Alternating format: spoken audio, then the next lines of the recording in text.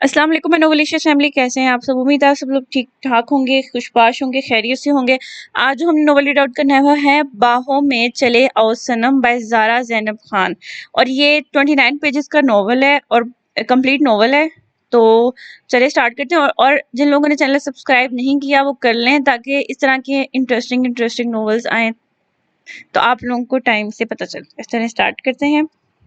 اصولاً دو وجوہات ہوتی ہیں جب ایک پڑھی لکھی خوبصورت لڑکی ایک طلاق شدہ خود سے تقریباً کم و بیش 11 سال بڑے مرد سے شادی کرتی ہے۔ مس ہاشر نمبر تم تو دو اصولاً دو وجوہات ہوتی ہیں جب ایک پڑھی لکھی خوبصورت لڑکی ایک طلاق شدہ خود سے تقریباً کم و بیش 11 سال بڑے مرد سے شادی کرتی ہے۔ مسز ہاشر نمبر 1 اگر لڑکا امیر ہو، اور نمبر 2 اب کی بار ہاشر نے اس کے سر آپے پر ایک بھرپور نظر ڈالی اور اس کے تاثرات کا جائزہ لے کر تلخ لہجے میں ہولے سے کہا، نمبر 2 راستہ کوئی اور ہوتا ہے مگر منزل کے طور پر کوئی اور سامنے آ جاتا ہے۔ وریشے کے چہرے کا رنگ یکدم فک ہوا تھا، ہاتھوں میں کپکپاہٹ واضح تھی۔ آپ بتانا پسند کریں گے کہ آپ کے معاملے میں کیا وجہ تھی؟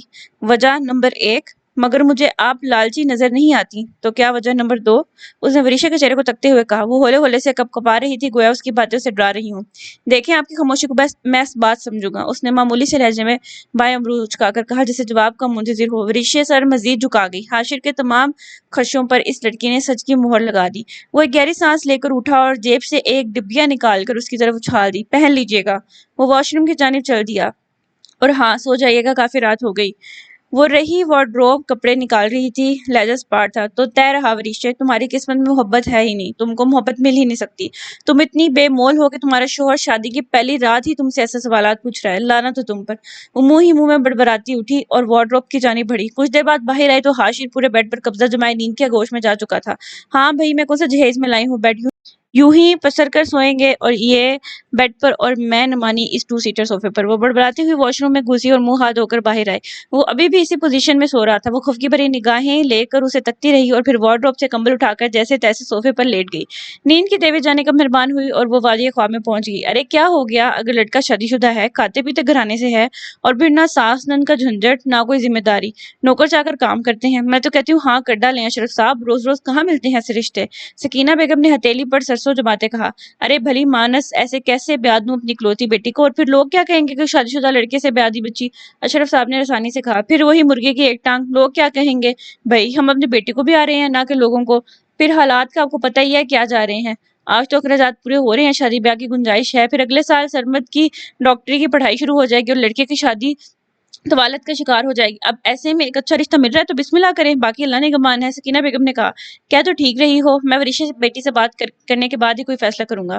وریشا کی ماں اس کی پیدائش کے وقت ہی وفات پا گئی تھی۔ سکینہ بیگم وریشا کی سوتیلی ماں تھی۔ کہنے کو تو انہوں نے وریشا پر کوئی ظلم نہ کیا مگر کبھی ماں جیسا پیار دینے کی کوشش نہ کی، بس یہی کمی ہمیشہ وریشا میں پنپتی رہی۔ اس کا دل بہت چاہتا کہ سکینہ بیگم اس سے 4 سال چھوٹے سرمد کی طرح اسے بھی ڈانٹ ڈپٹ کر کھانا کھلائیں، اسے پیار کریں، مگر اس کی یہ حسرت کبھی پوری نہ ہو سکی۔ گھر کے تمام کام وریشا اور سکینہ بیگم میں بٹے ہوئے تھے۔ انہوں نے کبھی وریشا پر کوئی زور زبردستی نہ کی، ہمیشہ اس کی طرف سے چپ سادے رہے۔ کبھی کبھار اسے پیار سے مخاطب کر لیتی تو اگلے 1 ماہ تک وریشا کا خمار نہ اترتا۔ وریشا 20 سال کی ہوئی تو سکینہ بیگم کو اس کی شادی کی فکر ستانے لگی۔ آخر وہ اگر کل کوئی اونچ نیچ ہو جاتی تو خواہ لوگ انہیں ذمہ دار ٹھہراتے۔ وریشا تھی بھی تو انتہائی خوبصورت، سیاہ چمکدار آنکھیں، گلابی کھلی ہوئی رنگت، تیکھی ناک جس میں ایک باریک سی سونے کی تار ہمہ وقت موجود ہوتی تھی، اور بھورے بھورے عنابی لب۔ وہ بلا شبہ بے حد حسین تھی۔ اس کی سیاہ لمبی خمدار زلفیں کسی ساون کی کالی بدلی معلوم ہوتی تھیں۔ وریشا بنت اشرف، آپ کا نکاح ہاشر ول سلیمان سے گواہان کی موجودگی میں 1 لاکھ حق مہر سکہ رائج الوقت کیا جاتا ہے۔ کیا آپ کو قبول ہے؟ قبول ہے۔ کیا آپ کو قبول ہے؟ قبول ہے۔ کیا آپ کو قبول ہے؟ قبول ہے۔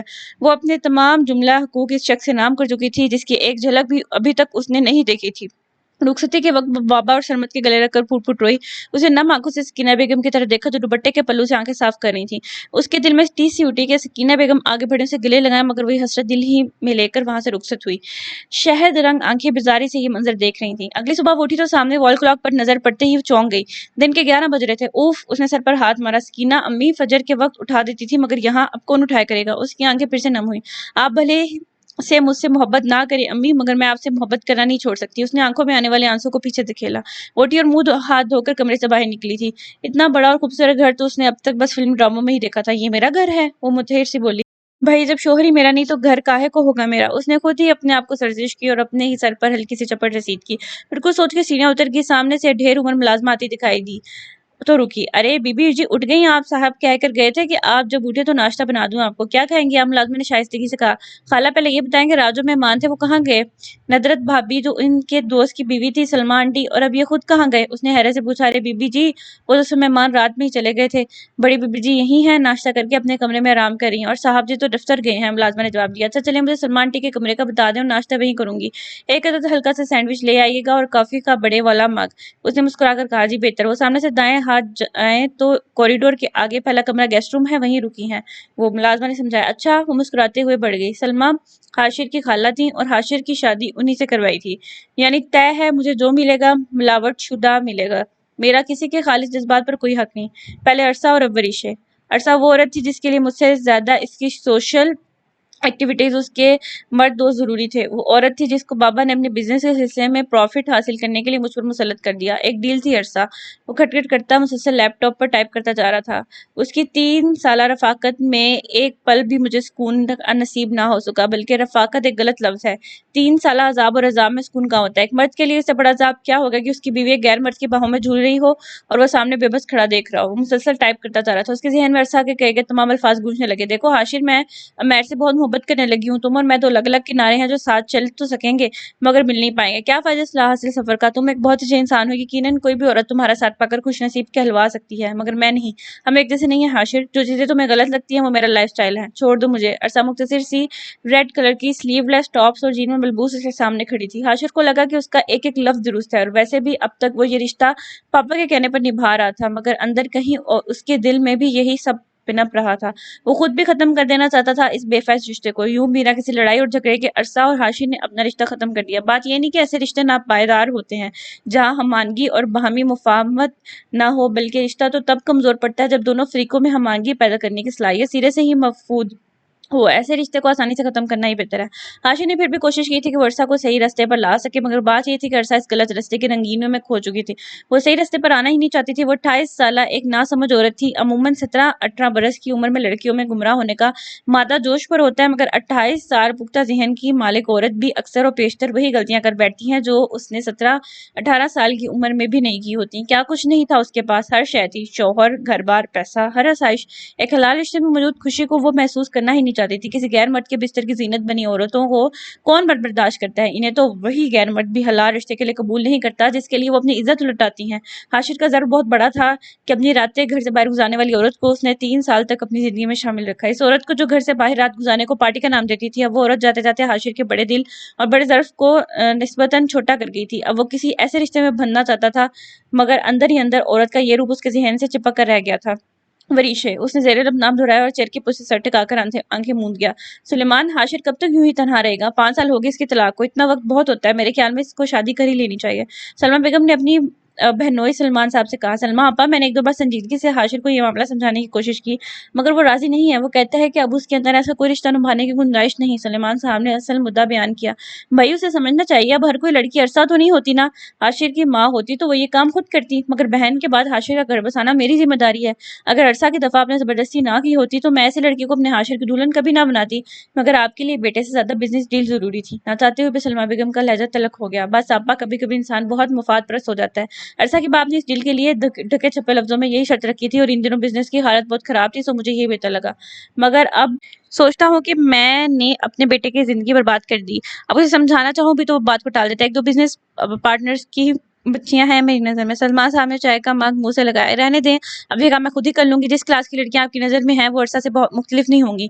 میری سمجھ میں تو یہ آ رہا ہے کہ ہم حاشر کی دلہن کسی میڈل کلاس فیملی سے لائیں. ایسی لڑکیاں عموماً شوہر کی وفادار ثابت ہوتی ہے. صالحہ کی ایک سہیلی ہوا کرتی تھی سکینہ. سلمہ بیگم نے چھوٹی بہن کا نام لیا. اس کی بیٹی ہے میری نظر میں. کیا بھلا سا نام ہے اس کا؟ سلمہ بیگم نے لمحہ بھر کو سوچا. ہاں وریشا. ماشاءاللہ بہت پیاری بچی ہے. صالحہ کی چھوٹی بیٹی انسا کی شادی میں ملاقات ہوئی تھی. گریجویشن کیا ہے بس. معصوم اور بھولی بھالی سی بچی ہے اور پھر سکینہ اس کی سوتیلی ماں ہے. تربیت بھی یقیناً سخت سی کی ہوگی. مجھے تو اسے دیکھتی اپنے حاشر کا خیال آیا. عین حاشر کی جوڑ کی ہے شکل و صورت سے. ایسی لڑکیاں اچھی بیوی اور بہو ثابت ہوتی ہیں. میں نے سوچا آپ سے بات کر کے یہ معاملہ طے کروں. ویسے بھی میں یہاں بس مزید 1 ماہ کے لیے ہوں. پاکستان میں سفید پوش لوگ ہیں جلد نکاح کر کے رخصت کر دیں گے. سلمہ بیگم نے پورا لائحہ عمل ترتیب دیا. آپا آپ کی بات سے تو متفق ہوں، کوئی اعتراض بھی نہیں، مگر حاشر سلیمان صاحب نے الجھے سے لہجے میں کہا، اس کی فکر مت کرے، مان جائے گا، خالہ ماں ہوں اس کی میں۔ نہیں خالہ ماں، نہیں شادی کرنی مجھے، آپ تو سب جانتی ہیں نا، حاشر نے جھنجھلا کر کہا، ہاں جانتی سب ہوں، بھول کیوں نہیں جاتے سب، ہاں اور میری بات کو ذہن میں بٹھا لو، تمہاری شادی ہوگی تو ہر حال میں ہوگی، پھر اگر ورشا تمہیں پسند نہ آئی تو میں کوئی اور لڑکی ڈھونڈ لوں گی، تم کوئی ٹین ایجر نہیں جسے ایک ایک بات 100 دفعہ سمجھانی پڑے، 33 برس کے ہو گئے ہو تم، اب بس۔ سلمیٰ بیگم نے غصے سے کہا، خالہ ماں وہ من منایا، بس جو میں نے کہنا تھا کہہ دیا، تمہارے بیڈ کے سائڈ ڈرار میں تصویر رکھی ہے دیکھ لینا، سلمیٰ بیگم نے کہا اور باہر چل دی۔ یہ صحیح بات ہے بھئی، 33 برس کے بچے اور مرد پر زبردستی، وہ خفا خفا سے خود سے گویا ہوا، تصویر دیکھوں یا نہ، نہیں نہیں دیکھنی میں نے، وہ بڑبڑایا، مگر دیکھنے میں کیا حرج ہے، اس نے اپنے سر پر ہولے سے چپڑ رسید کی اور دراز پر بڑا لفافہ اٹھایا کھولا، مگر تصویر کا رخ اپنے جانب موڑنے سے پہلے ایک گہرا سانس لیا۔ وہ یوں ہی کرتا تھا، جب نہایت بیزاری میں ہوتا تو خود کو کام ڈاؤن کرنے کے لیے گہرا سانس لیتا۔ اس نے بیزاری سے تصویر کا رخ پلٹا، لڑکی تھی یا کوئی اپسرا، پل بھر کو وہ فیصلہ نہ کر پایا، چہرے پر ایک دل نشیں سے مسکراہٹ جمائے، دونوں ہاتھوں کو تھوڑی تلے جمائے، وہ غالباً کسی روسٹرم پر چہرہ رکھے ہوئے تھی۔ وہ کالج یونیفارم میں ملبوس تھی، چہرے پر بے انتہا معصومیت لیے وہ سیدھا دل میں اتر رہی تھی۔ اس نے ہونٹوں کو سکیڑا، او مائی گاڈ، ایک دم یہ الفاظ اس کے لبوں سے پھسلے، مگر یہ میری قسمت میں کیسے ہو سکتی ہے؟ ایک خوبصورت پڑھی لکھی کم عمر لڑکی جو نہ طلاق یافتہ ہے نہ بیوہ، مجھ سے شادی کیوں کرے گی؟ اس سوچ کا آن تھا کہ اس کی ساری اتل پتل دھڑکنیں واپس معمول پر آ گئی، اور وہ نہیں جانتا تھا کہ عام طور پر درمیانے طبقے سے تعلق رکھنے والی زیادہ تر لڑکیوں کی اپنی مرضی کب ہوتی ہے۔ وہ تو اپنے ماں باپ کے ہر فیصلے پر خاموشی سے سر جھکا دیتی ہیں، بھلے ہی وہ اس فیصلے سے خوش ہوں یا نہ ہوں۔ انکار کرنے کا حق وہ خود سے چھین کر مسخ کر دیتی ہیں۔ اس کے نزدیک اگر کسی شے کی اہمیت ہوتی ہے تو ان کے ماں باپ اور بھائی کی عزت ہوتی ہے۔ شادی بہت سادگی سے ہوئی تھی کیونکہ حاشر کوئی شور شرابہ نہیں چاہتا تھا۔ ولیمے کا فنکشن بھی نہایت سادگی سے کر دیا گیا تھا۔ کیا تحفہ دیا حاشر بیٹے نے تم کو؟ سلمیٰ بیگم نے مسکرا کر پوچھا تو ورشا نے جواباً مسکرا کر اپنا ہاتھ آگے بڑھا کر دیا، ماشاءاللہ بہت ہی خوبصورت انگوٹھی ہے۔ سلمیٰ بیگم نے بظاہر خوش ہو کر کہا، تم ایسا کیسے کر سکتے ہو حاشر؟ سلمیٰ بیگم نے دل ہی دل میں سوچا، حاشر کا رویہ کیسا تھا تمہارے ساتھ؟ سلمیٰ بیگم نے اس کے چہرے کو ٹٹولتے ہوئے کہا، بہت اچھا آنٹی۔ اس نے نظریں چرا کر کہا، میری طرف دیکھو ورشا بیٹی۔ سلمیٰ بیگم نے تھوڑی سی اس کا چہرہ تھام کر اپنی طرف کیا تو وہ آنسو جو اپنے اندر چھپائے بیٹھی تھی فوراً اسے گالوں کو بھگونے لگے۔ وہ بالکل اچھے نہیں آنٹی۔ انہوں نے یوں ہی رنگ بیڈ پر پھینکی اور جلی کٹی باتیں کی۔ وہ بالکل کسی معصوم بچے کی طرح ناک خفگی سے سکیٹ کر رونے میں مصروف ہوگی۔ ورشا میری بچی، مجھے بالکل اندازہ نہیں تھا کہ حاشر ایسے بدتمیزی کرے گا۔ سلمیٰ نے اسے خود سے گلے سے لگایا، اچھے سے علاج کروں گی میں اس کا، آ لینے دو ذرا آج۔ مجھے کہتے ہیں کہ میں لالچی ہوں، یہ ہوں وہ ہوں، جو منہ میں آ رہا تھا وہ بولتی جا رہی تھی۔ وہ ایسی ہی تھی، سب کہہ دینے والی، راز رکھنے نہیں آتے تھے اسے، معصوم سی 20 سالہ لڑکی۔ اسے یہ بھی نہیں پتا تھا کہ حاشر اور اس کے درمیان ہوئی سب باتیں صرف ان کی اپنی تھیں اور کمرے سے باہر نہیں جانی چاہیے تھی۔ وہ مسلسل آنسو بہا رہی تھی، بس میری بچی بس، میں نے کہا نا میں اس کا اچھے سے علاج کروں گی، مت رو تم، 11 بج گئے، آنے ہی والا ہوگا۔ اسی وقت دروازہ کھلا اور حاشر داخل ہوا۔ بیڈ کے وسط میں بیٹھی ورشا سلمیٰ بیگم کے پاس کدے سے لگی سو سو کرتی آنسو بہانے میں مصروف تھی۔ اس نے حیرت سے بھوئیں سکیڑی، کیا ہو گیا خالہ ماں؟ اسے سلمیٰ بیگم سے کہا جو بیڈ سے اٹھتے ہوئے خطرناک تاثرات لیے اسی کی طرف بڑھ رہی تھیں۔ تم ذرا میرے کمرے میں آؤ، وہ کہتی ہوئی حاشر کے بازو سے نگلتی ہوئی باہر گئی۔ حاشر نے ایک نظر ورشا پر ڈالی جو اب گھبرا کر اپنے آنسو صاف کر رہی تھی۔ میں بھی نہ کہیں بھی شروع ہو جاتی ہوں۔ اس نے منہ ہی منہ میں بڑبڑا کر اپنے سر کی پشت پر ہلکی سی چپٹ رسید کی۔ حاشر نے متحیر سی نگاہوں سے اسے دیکھا، یوں اپنے سر پر چپٹ لگانے کی عادت تو اس کی تھی بچپن سے، اس نے مجھے ایسا کرتے دیکھ لیا ہوگا اس لیے نقل اتار رہی ہے۔ وہ صوفے پر بیٹھ کر بوٹ جرابیں اتارنے لگا۔ وہ اٹھی اور صوفے کے ساتھ ہی رکھے ڈریسنگ ٹیبل کی طرف بڑھی اور خود کو زیورات سے آزاد کرنے لگی۔ حاشر اب صوفے پر نیم دراز موبائل پر لگا ہوا تھا کیونکہ وہ جانتا تھا سلمیٰ بیگم شدید غصے کی حالت میں گئی ہیں، سو جب تک ان کا غصہ ٹھنڈا نہیں ہو جاتا ان کے پاس نہیں جانا تھا۔ ورشا نے دوپٹہ پنوں سے آزاد کر کے صوفے کے سائڈ پر رکھا اور تمام زیورات پیک کر کے سیف میں رکھنے لگی۔ حاشر اب اس کی کارروائیوں کا جائزہ لے رہا تھا۔ حاشر کے فون پر رنگ ہوئی اور وہ ٹیرس پر فون سننے چلا گیا۔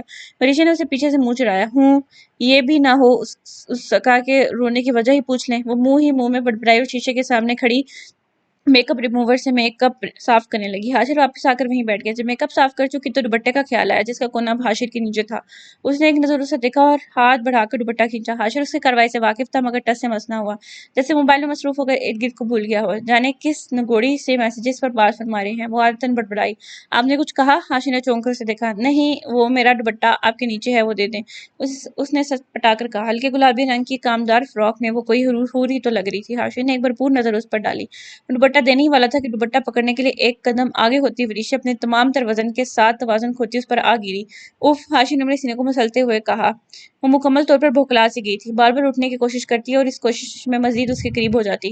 ہاشی نے کسی فسون کے عالم میں اس کے چہرے پر آتی لٹوں کو پیچھے کرتا گویا ہوا، محترمہ وریشا، یہ کون سا طریقہ ہے دوپٹہ لینے کا؟ ہاں، میں تو ویسے بھی دینے ہی والا تھا، گرنے کی کیا ضرورت تھی؟ وہ مسکراہٹ دباتا ہوا گویا ہوا۔ وہ میں خود نہیں گری، آپ نے گرایا، وہ سرخ پڑتے چہرے کے ساتھ بولی۔ میں نے گرایا؟ وہ معصومیت سے بولا۔ چلے ٹھیک ہے، میں نے گرایا، اب نہیں اٹھنے دوں گا، وہ شرارتی لہجے میں بولا۔ دیکھیں، شرافت کا مظاہرہ کرتے ہوئے مجھے چھوڑ دیں اور جانے دیں، ورنہ میں اس سے آگے بات نہ بن پڑی تو وہ خاموش ہوگی، ورنہ تم کیا؟ وہ اس کی ناک میں موجود باریک سی تار کو اپنی شہادت کی انگلی سے نرمی سے چھوتا ہوا بولا۔ میں سلمیٰ آنٹی کو آواز دے دوں گی۔ وریشا نے اس کی وارفنگیوں سے بچنے کے لیے منہ اسی کے سینے میں چھپا لیا۔ کمرے میں حاشر کا کہکا گونجا۔ لیں، چھوڑ دیتا ہوں، مجھے ویسے بھی کوئی شوق نہیں ہے کسی کو پکڑنے کا، وہ اسے خود سے ہٹاتا ہوا بولا۔ وریشا کا چہرہ مارے شرم کے سرخ پڑ چکا تھا، گویا لہو ٹپکنے والا ہو۔ حاشر نے دوپٹہ اسے پکڑا دیا، جسے تھام کر وہ بھاگتے ہوئے وارڈروب میں بند ہو گئی۔ حاشر نے اپنے سر پر ہولی سے چپٹے سیٹ کیا اور آنکھیں موند کر صوفے کے پشت ٹیک لگا لی۔ کیا کر رہے ہو حاشر؟ وہ لڑکی اپنے دل میں کسی اور کو بسائے ہوئے ہے اور تم اسے زبردستی اپنا بنانا چاہتے ہو۔ ایک منفی سوچ اس کے دماغ میں آئی اور دل کی ہر دھڑکن کو معمول پر لے آئی۔ نہیں، میں ایسا نہیں کر سکتا، وہ میری نہیں ہے۔ اس نے دل کو سمجھایا مگر دل سنی گھبراتا۔ وہ کسی اور سے محبت کرتی ہے، دماغ نے کہا، اور دل نے سر جھکا لیا۔ اس نے تعصب سے سر جھٹکا اور سلمیٰ بیگم کے کمرے میں چلا گیا۔ تم نے وریشا کو عرصہ کی انگوٹھی پہنائی جو وہ یہیں چھوڑ گئی تھی؟ سلمیٰ بیگم غصے سے گویا ہوئی۔ مجھے نیا تحفہ خریدنے کا وقت نہیں ملا، حاشی نے نظریں چرا کر کہا۔ وقت نہیں ملا یا خریدنا ہی نہیں چاہتے تھے؟ تم پاگل ہو حاشر، اتنی پیاری اور معصوم لڑکی کو اللہ نے تمہاری قسمت میں لکھا ہے، تمہاری زندگی میں شامل کیا، اور تم ہو کے ناشکری کیے جا رہے ہو۔ پچھتاؤ گے حاشر، زندگی تو تمہیں موقع دے رہی ہے اپنا گھر بسانے کا، مگر تم خود کو یہ موقع دے نہیں رہے۔ سلمیٰ بیگم انتہائی غیظ و غضب کا شکار ہوئی۔ آپ کو کیا پتا خالہ ماں، وریشا معصوم اور پیاری تو ہے مگر میری نہیں ہے، کسی اور کے خواب دیکھتی ہے، وہ کسی اور کو چاہتی ہے۔ حاشر دل ہی دل میں گویا ہوا۔ اس کی نظروں میں وہ منظر گھوم گیا جب وریشا سلمیٰ بیگم کے کندھے سے لگی آنسو بہا رہی تھی۔ ضرور اس کی یاد آ رہی ہوگی۔ حاشر نے سر جھٹکا۔ اب جواب دو گے یا نہیں؟ سلمیٰ بیگم نے پوچھا۔ اس نے کیا کہا ہے آپ سے خالہ ماں؟ وہی کچھ جو تم نے اسے سنایا تھا، سلمیٰ بیگم نے کہا۔ یعنی اپنی طرف کی بات گول کر گئی؟ حاشر بڑبڑایا۔ کچھ کہا تم نے؟ نہیں، وہ میں کہہ رہا تھا کہ آئندہ آپ کو شکایت کا موقع نہیں ملے گا۔ حاشر نے سر ٹا کر کہا۔ ملنا بھی نہیں چاہیے، سلمیٰ بیگم بولی۔ اچھا نا خالہ ماں، آپ غصہ تھوکتے ہیں؟ تو سلمیٰ بیگم سے غصہ تھوکنے کا کہہ رہا تھا مگر اندر ہی اندر اسے خود کو اس بات کا غصہ آ رہا تھا کہ یہ وریشا کو کوئی مسئلہ تھا تو وہ اس سے کہتی۔ سلمیٰ بیگم کو شکایتیں لگانے کی کیا ضرورت تھی؟ وہ بدگمان ہو رہا تھا۔ کیسا انسان ہے، کل مجھے کیا کچھ نہیں کہا، مجھے بولنے کا موقع ہی نہیں ملا اور اتنا کچھ کہہ گیا، انتظار بھی نہیں کیا کہ میں کچھ بولوں، اور آج وہ سوچ کر رہ گیا۔ اپنا کمبل اٹھا کے صوفے پر دراز ہوگی مگر نیند آنے کا نام نہیں لے رہی تھی۔ بار بار سکینہ امی کی یاد آتی ہے، اشرف صاحب کی یاد آتی ہے، اور کبھی سرمد کا معصوم چہرہ نگاہوں میں گھومنے لگتا۔ اشرف صاحب نے تو فون پر خیریت معلوم کری تھی مگر سکینہ بیگم، جانے کیوں امی کا دل اتنا سنگ دل ہے؟ اتنے سال تو انسان کو پالتو جانور سے انسیت ہو جاتی ہے، پھر میں تو انسان ہوں، سوتیلی ہی سکیں مگر بیٹی تو ہوں نا۔ وہ بے آواز رونے لگی جب ہی حاشر کمرے میں داخل ہوا۔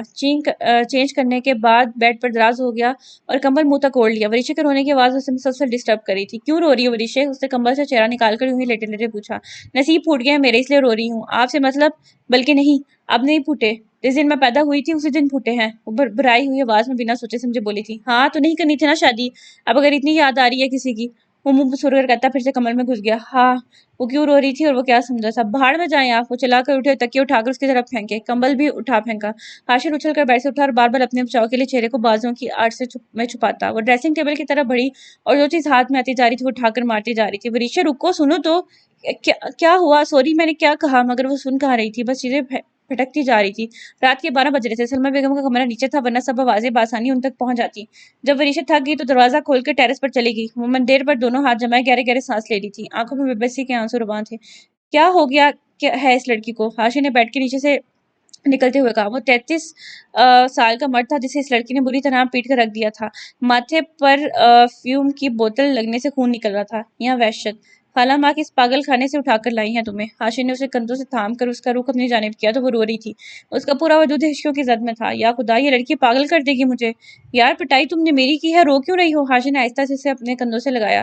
آپ بہت گھٹیا انسان ہیں، وہ اس کی شرٹ کو مٹھیوں میں بھینچتے ہوئے روتے ہوئے کہہ رہی تھی۔ اچھا ٹھیک ہے، میں ہوں۔ حاشر نے مسکرا کر اس کا سر سلایا۔ بے حد، وریشا نے کہا۔ ہاں بے حد، وہ پھر سے مسکرایا۔ آپ نے کل بہت بری باتیں کی ہیں، آپ نے کہا میں لالچی ہوں، کسی اور کو ابھرائی ہوئی آواز میں بولی مگر اس سے آگے نہ بول پائی۔ وہ حیران سا ہوا۔ اگر میں خاموش تھی، بول نہیں پا رہی تھی، تو آپ کو سمجھنا چاہیے تھا نا، آپ نے مجھے غلط کیوں سمجھا؟